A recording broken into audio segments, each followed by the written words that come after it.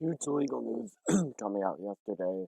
The Trump Organization has been convicted on all 17 counts of tax fraud charges, conspiracy, falsifying business records, all sorts of things.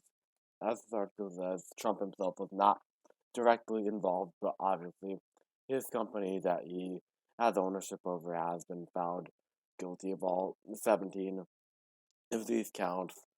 These charges were mainly related to trying to dodge taxes on cars and education for the children of high up people in the company.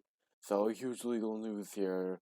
This verdict coming relatively quickly, just after 10 hours of deliberation, and a big win for for the DA of Manhattan, Alvin Bragg.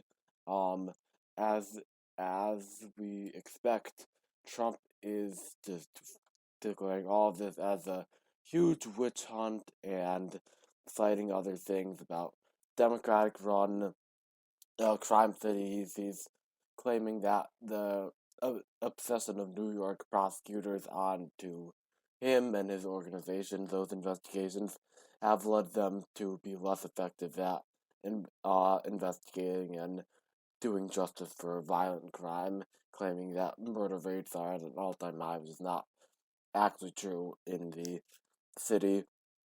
So this is just another just disaster for Trump, and as we said before, although it's not him personally who is on trial here, it was his organization and the people that he is very deeply involved with in many financial problems. This adding on to just a terrible year for Trump.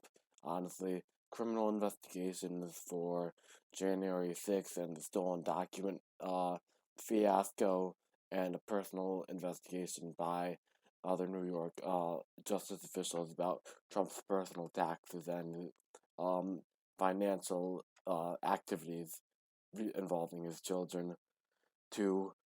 And this also coming after, as this article says, um, after the Trump dinner with Kanye West and Nick Fuentes, and Trump calling to terminate the Constitution.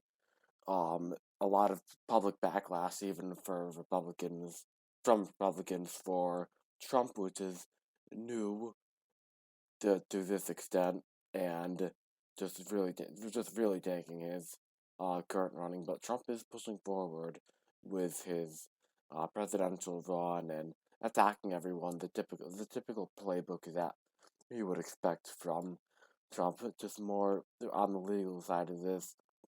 The defense tried to play the strategy of throwing the CFO, Alan Weisselberg, under the bus for everything, claiming that it was Weisselberg being a personal greedy man instead of a company-wide thing. So the Trump organization was just trying to pin all the blame on him and avoid guilty verdicts for the other people that were involved. But that defense did not work, as the prosecutors were able to convince the jury that Trump and the others knew exactly what was going on with the financial activities, and it could not have been only just Weisselberg who was responsible for all of these illegal activities. So a huge hit for Trump and his organization, and we'll see how this affects both his political future and his legal circumstances in the near future.